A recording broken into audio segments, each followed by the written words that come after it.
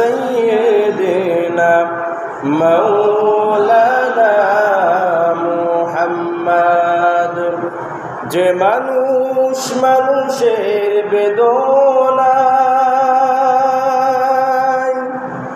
কেঁদেছিলেন আজীবন